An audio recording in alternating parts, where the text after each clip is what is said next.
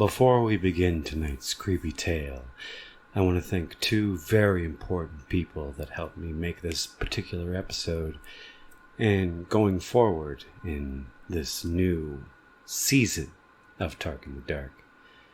Rebecca Ray for the accompaniment that you'll be hearing tonight, along with Matthew Parrish, who made my logo.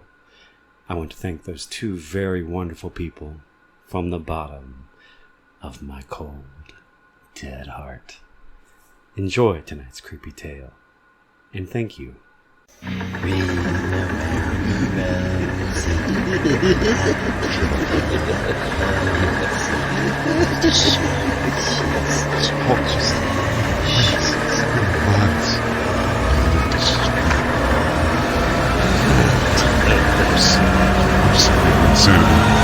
Tark in the Dark. Welcome back to another edition of Tark in the Dark. I am, as course as always, your wonderful host Tarkin. And today we have a very interesting tale. This one is called Room Sitting. So, I'll just go ahead and jump right in. I was referred by a temp agency. I had no idea who I would be working for, or what the job would entail. I only knew that the pay was good. A week-long excursion at $725 a night. More than enough to pay off a couple of credit card bills and a good chunk of next month's rent. For that price, I would have done almost anything. I only wish I knew at the time what I was getting myself into. When I arrived at the address, I was surprised. It was a large facility at the end of a dirt road in the woods, 2 towns over. The large sign outside read Syntheticorp. It was a plain, white, 3-story building, void of identifying markings. Its appearance gave me no clues to its purpose. Its location was even more baffling. Going off of the name alone, I had to assume it was some sort of biotech company. I was probably needed to clean up radioactive waste, or something to that end. For what they were paying me, I would happily risk my health. Upon entering the building and meeting with the receptionist, I was directed to room 371 on the 2nd floor, where I would wait for Al, my new boss. It was your standard office setting, albeit more quaint than usual. Red carpet, white walls, and no windows. Only 6 desks in 3 rows of 2, each with their own computer. At the back of the room was a large wall covered by a one-way mirror. An opening with steps on either side of it. Inside was a single chair, desk, and landline phone. Probably a place for supervisors to oversee productivity. Other than that, the room harbored no points of interest. Unless you fancied the waste bin and fern in the corner. An older gentleman opened the door to the room and came over to shake my hand, introducing himself as Al. He seemed to be in a rush, wasting no time in describing the task at hand. I was to stay in that very room from 8 p.m. until 6 a.m. the following day, every night for a week.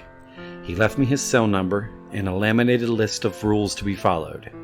He told me he could not overstate enough the importance of following each and every one exactly as they were outlined. Once he was sure I understood the gravity of the situation, he left me to my first shift in peace, closing the door behind him. And that was it. Really? Just to stay in the room for 10 hours a night? I had no clue as to why I was being paid over $5,000 to room sit. But I learned some time ago to never look a gift horse in the mouth. I simply sat down in the overseer's room with a smile on my face and went over the list of rules. There were 10 in total, all of which left me more than a little confused. 1.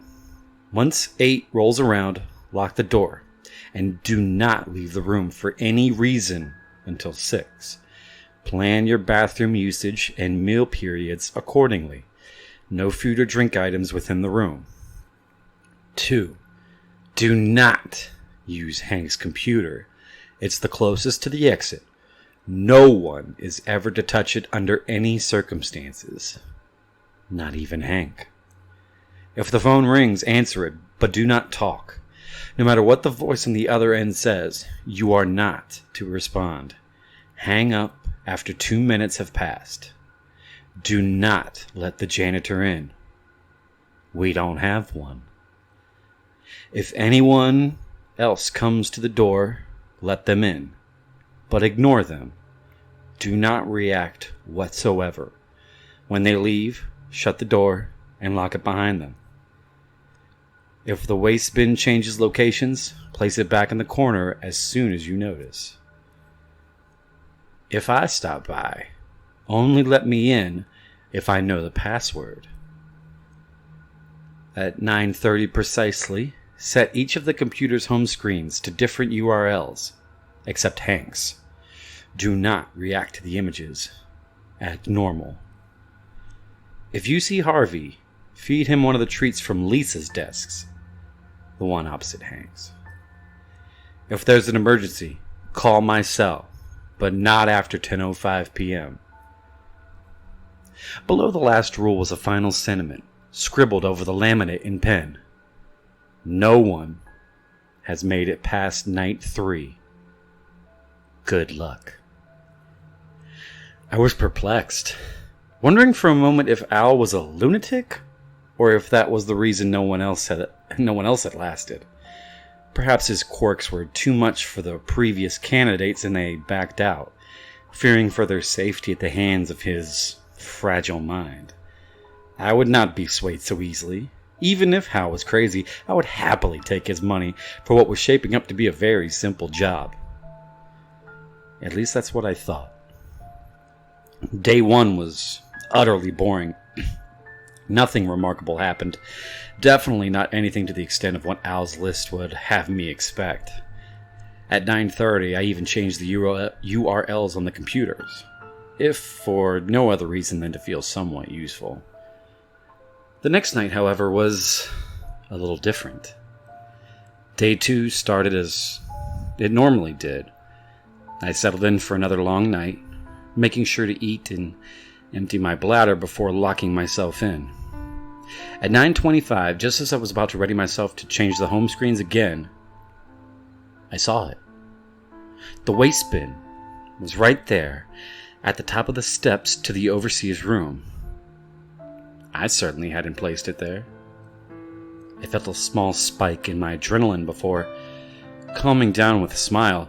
The waste bin, the list, it was all a joke at my expense. Al would be in the next room waiting anxiously to see the look on my face. I raced out to the office floor. There was no one there. I walked over to the exit and shook the knob. It was still locked. Confused and a tinge scared, I swiftly picked up the waste bin and walked it back over to the corner of the room. I checked the time. 9:30. I started changing the URLs in all of the computers, hoping desperately that I had imagined what just occurred. After skipping Hank's desk, I typed in the last website on PC number 6. I was about to pull away when some strange imagery manifested on the screen. It was surveillance footage of the room. The very room I was in. I saw me looking at the computer. I turned and looked up, but there was no camera. Upon looking back at the screen, I saw something terrifying. I watched as a copy of me stepped out from the overseer's room. It walked up behind me, grabbed a hard drive from one of the desks, and wound up to strike me in the back of the head. I quickly turned to shield myself. There was no one there.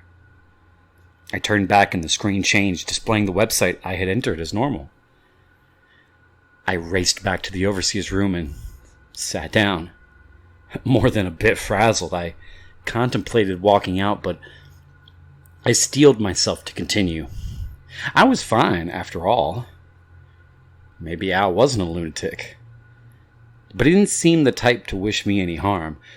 Not that I knew him all that well. Still, I hadn't sustained any damage. I was questioning my sanity, yes, but no bodily injuries had befallen me. Whatever was at play here seemed harmless so far. Knock, knock. There was a loud banging. Having just had the most horrifying experience of my life, I nearly jumped out of my skin. A voice then penetrated the door. "It's the janitor. Just here to clean up. Can you open the door?" I recalled rule number 4 and denied him entry. "You did good not letting him in. You followed the rule. Now you're fine. So long as you follow the rules, you'll be safe. It's as simple as that. You can see this through." Knock, knock. I jumped again. "I really need to get in there and clean up. Open the door." I took a deep breath and peeled back my anxiety, successfully ignoring the janitor until he left. This was an accomplishment for me, and it actually felt pretty good. A challenge that I was able to best. Though I remained on the edge of my seat, the next few hours were uneventful. I even dozed off for a moment at one point. It wasn't until 2:30 a.m. that my next challenge would come. A multicolored cat jumped up on the desk in front of me, complete with beautiful splotches of black and orange. I was startled, but it seemed to be friendly, brushing up against my arm. The name on its collar? Harvey. I knew what I had to do. I rummaged through Lisa's desk, found the jar of treats, and fed Harvey one, to which he purred in delight. To my astonishment, he then charged at the door, phasing right through it. My mouth was agape in awe. Once my initial bewilderment dissipated, it was replaced with satisfaction over another small victory. As strange as it may sound, I was beginning to like the job. Ring, ring. It was the landline. Remembering the rules, I removed it from the receiver and held it to my ear, making sure to keep an eye on the time. "Hey, it's Al. I'm going to be stopping by pretty soon to do a little work. How's the job treating you so far?" I remained silent. "Hello? You know you can talk if it's me, right?" I picked up the set of rules and looked them over again. There was nothing about Al calling. I didn't respond. "This is no way to treat your employer. If you don't say anything, I'll have no choice but to fire you. Do you really want that?" I stood my ground. Only 20 seconds to go. "Fine. I'll see you soon to relieve you of your duty. I guess you couldn't even make it past night 2. The 2-minute mark came, and I hung up on him. I felt safe as another hour went by. Reflecting on the trials I had faced thus far, I was bewildered, but determined. I wasn't going to let the room cloud my judgment. I was in control. Knock, knock. "It's Lisa. Can I come in?" Though hesitant, I had to abide by Rule 5. I opened the door, and a woman entered. "You must be the new guy. What do you think of the place?" I went back to my desk in the overseer's room and sat down, trying my best to act casual. Lisa walked up to the glass, knowing I could see through it. "Not very talkative, are you?"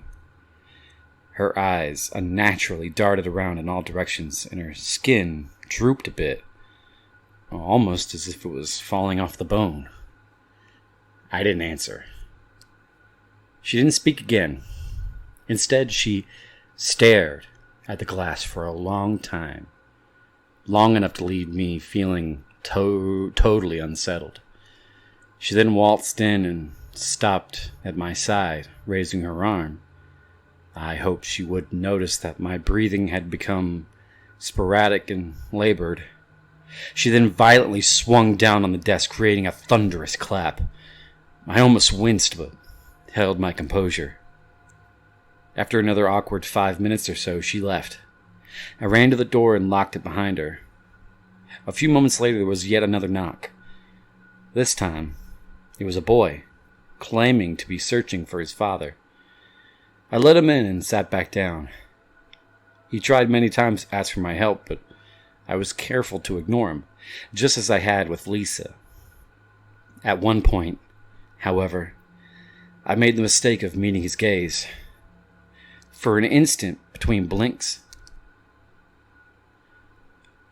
his eyes became pitch black, void of all color. Startled, I nearly jolted back, but was able to restrain myself. Like Lisa before him, the boy eventually left, and I quickly locked the door behind me. Another rule followed. Other than the waste bin moving around a few more times, nothing else happened that night. Before I knew it was time to go home. I heavily considered calling it quits. It may have even been a nightmare or two upon sleeping that night, but I found myself excited to continue, wondering what obstacles the room would throw at me next. Curiosity shouldn't have been enough to bring me back, but all rational trains of thought escaped me. The room had this pull that beckoned me to it. I was hopelessly compelled to return, powerless to its call. Any excuse would have sufficed. As such, I resumed my post the following night. Upon starting my shift, I was confident. I had dealt with quite a few absurdities up to this point and waited patiently for my next opportunity. A couple of hours went by with no trouble. No cat, no images on the computers, no phone calls, and no waste bin antics. Boredom was beginning to set in when a loud knocking broke the silence. Knock, knock. There was no voice. I yelled out from the overseer's room. "Who is it?" I asked. There was a brief pause. "It's me, Al." I picked up the list and reread rule number 7. "What's the password?" I heard him chuckle to himself. "I never wrote down a password." He was right. There was no password written with the rule. It must have been him. I cautiously made my way to the door and opened it. Al was there to greet me with a smile. I sighed in relief. "Let me guess. Scared of the things that go bump in the night?" He laughed at my clear, nervous disposition. "You have no idea." He shut the door and set up some things at one of the computers. "Say, why didn't you write down a password?" I asked. He smiled again. "It's a ploy. Anyone posing as me might try to come up with one, which would identify them as not being me. Understand?" "I see. Good thinking." He returned to his work at the computer. I didn't want to bother him, but I just had to know. What is this place anyway? Why do these things happen here? He turned to face me. "It's best if you don't ask questions, especially ones that are far above your pay grade." I wasn't happy with my answer, but I knew it was all I would get out of him.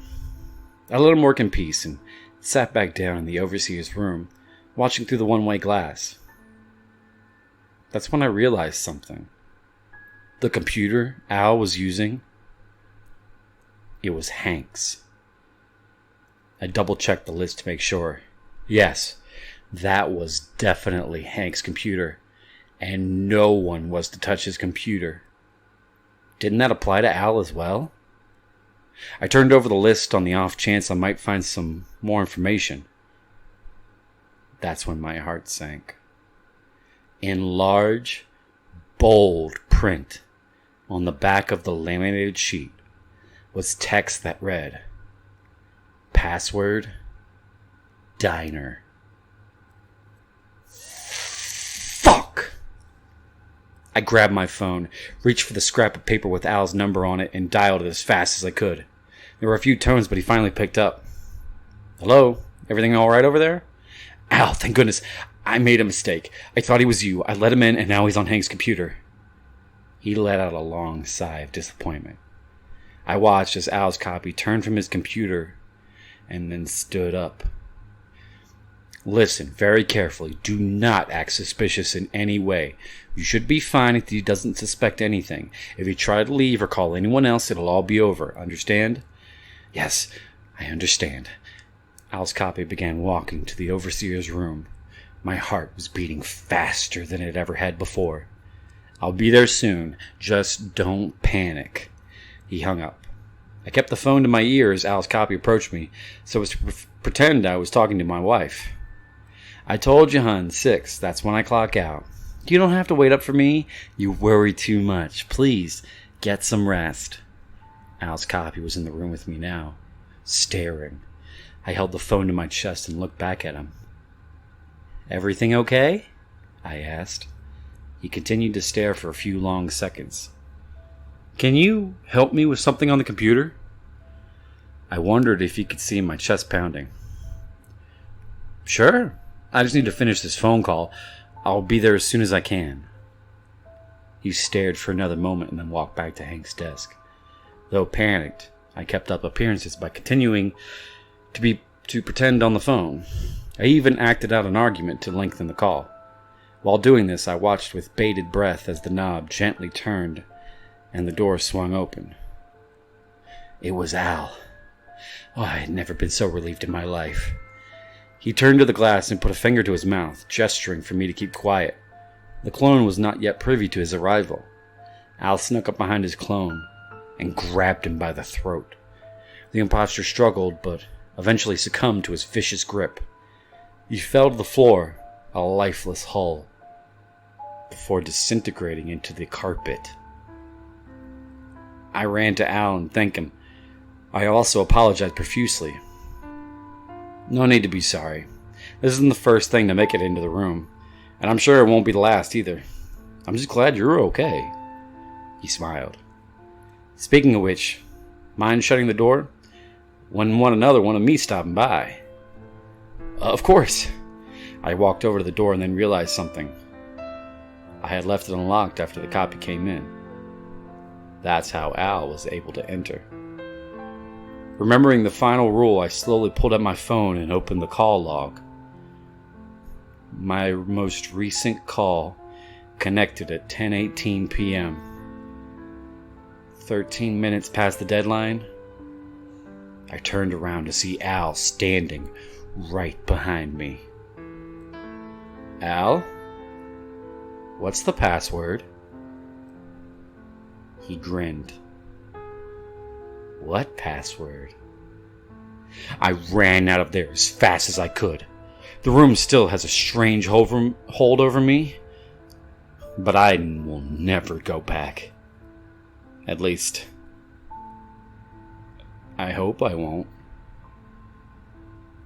The end. That was a fun story. That story was written by a Mr. or Mrs. Christopher Maxim. If you like that story, let me know. If you have any requests for stories, be sure to leave comments on any of my other episodes. I'll be more than happy to take a look at any requests you might have, as I am always interested in creepy tales. So before I leave you tonight, I want you to ask yourself a question. What's the password? Good night.